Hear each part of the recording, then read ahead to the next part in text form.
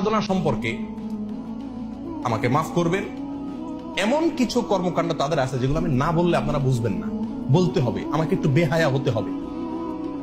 আমাদের দেশে মানুষ জানে না, অনেকে ম্যাক্সিমাম লোক। আমি ব্যক্তিগতভাবে লালনের আখড়া থেকে নিয়ে ফকিরদের বিভিন্ন আখড়া ঘুরে ঘুরে দেখেছি। আমি নিজের অভিজ্ঞতার কথা আপনাদের কাছে চাপিয়ে দিতে যাব না, তাদের বই পুস্তকের আলোকে বলবো। আমি জানার জন্য তাদের বিভিন্ন আখড়া আখড়া ঘুরেছি। এইবার দেশে গিয়ে আমি কুষ্টিয়াতে গেছি। আমার উদ্দেশ্য ছিল লালনের আখড়া যাওয়া, দেখা সেখানে, এবং শুধু শোনা কথা বা পড়া কথারও বিশ্বাস না করে নিজে চোখে দেখা।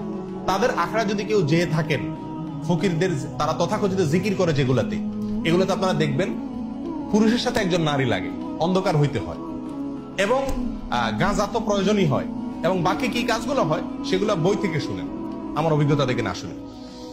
দেখুন, বাউল ধর্মে পরকীয়া প্রেম জায়েজ আছে। আল্লাহর কসম, আমি নিজে যাচাই করে যশোরের এক গ্রামে গিয়ে সন্ধান পাইছি যে এখানে, এমনি অন্য কাজে গেছি, পরে শুনছি যে এখানে আপনার ফকিরদের আখড়া আছে। তো আমি দেখতে গেছি, একদিন না কয়েকদিন পরে জানতে পারছি যে এক মহিলা আছে, তার স্বামীও আছে, কিন্তু সবাই জানে এই মহিলা সারাদিনই জেনা করে তার ওই সাধন সঙ্গীর সাথে, বাউলদের সাথে। এবং কোন কোন মহিলার তো সংসার শেষ, আবার অনেক পুরুষও করে যারা বাউল। এটা তাদের ধর্মের গুরুত্বপূর্ণ কাজ, জেনা করা। জেনাটাই ইবাদত বাস। এবং জেনার মানে মূল মুহূর্ত যেটা, সেই মুহূর্তেই নাকি স্রষ্টা হাজির হয়ে যায়। প্রিয়দিনী ভাইরা, বাউলরা মনে করে, আপনারা হয়তো অনেকে প্রথম শুনছেন, শুনে রাখেন, বাউলদের দৃষ্টিতে মানুষের শরীরের বিভিন্ন রোগ বালায় বারো হওয়ার জন্য একটা বিরাট বড় ওষুধ হলো মেয়েদের রস পান করা। রস বুঝেন কি? না, রজ বলতে দুইটা জিনিস। এক হলো কুমারী মেয়ের প্রথম মাসিকের রক্ত, আরেকটা হলো পুরুষদের যেরকম উত্তেজনার কারণে বীর্য বের হয়, মেয়েদের যে পদার্থটা আসে এটাকে রজ বলে। এই রজ, এটা পান করলে কোন রোগ বালায় শরীরে থাকে না, এটা বাউলদের বিশ্বাস। আরো শুনবেন, তারা বলে রোগ থেকে মুক্ত হওয়ার জন্য, বিভিন্ন রোগ থেকে, বড় বালা মুসিবত, অসুখ বিসুখ থেকে ভালো হওয়ার জন্য নিজের মুখ এবং মেয়েদের স্তনের দুধ পান করলে রোগ ভালো হয়। আরো শুনবেন, তারা বলে সমস্ত রোগ থেকে সর্বরোগের ঔষধ একসাথে যদি পাইতে চান তাহলে কি করতে হবে?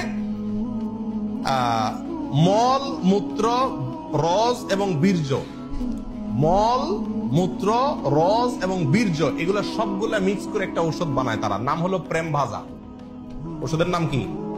প্রেম ভাজা। এটা খাইলে আর কোন রোগ থাকে না।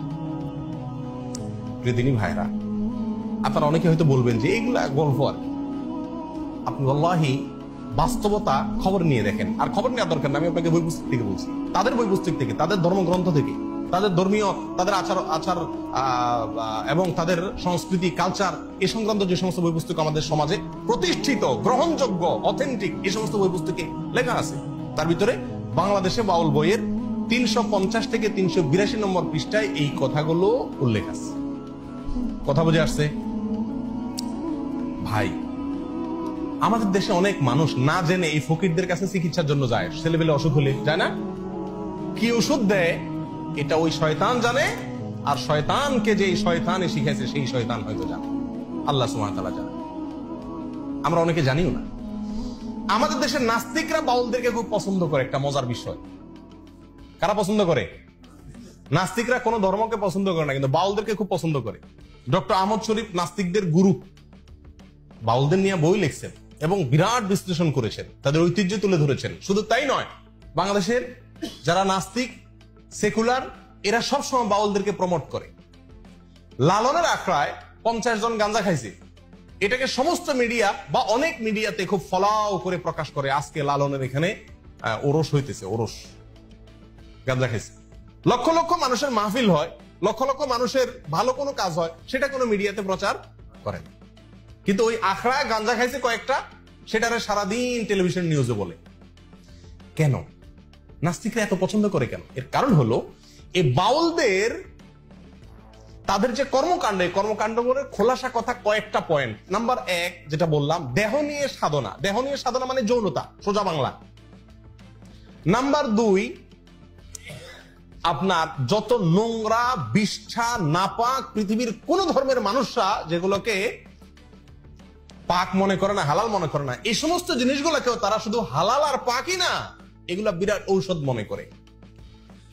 লালনদের এই বাউলদের একটা গ্রুপ আছে যাদেরকে বলা হয় নেড়ার ফকির। কি বলা হয়? নেড়ার ফকির। নেড়ার ফকির, নেড়ার ফকির মানে বুঝেন? নেড়ার ফকির মানে হলো, নেড়া শব্দের অর্থ হলো যার কোনো ঘর সংসার নাই। নেড়ার ফকির মানে যাদের কোনো কি নাই, ঘর সংসার। ম্যাক্সিমাম বাউলদের কোনো বিয়ে হয় না, এরা বিয়েতে বিশ্বাস করে না। সাধারণ সঙ্গিনী হইলেই হলো, যে কারোর বউ হইলেই হলো, বিয়ের দরকার হয় না, এবং তারা বিয়ে করে না। তাদের মূল কথা হলো ইসলাম পালন করার জন্য মক্কাতে যাওয়ার দরকার নাই, মদিনা যাওয়ার দরকার নাই, আল্লাহ রাসূল সব এই দেহের ভিতরে আছে, শুধু দেহ নিয়ে সারাদিন পড়ে থাকলে চলবে। ধর্মীয় যত কর্মকাণ্ড, আচার অনুষ্ঠান, আমল, ইবাদতের কথা কোরআন সুন্নাহয় বলা আছে, এর কিচ্ছুর দরকার নাই। এগুলো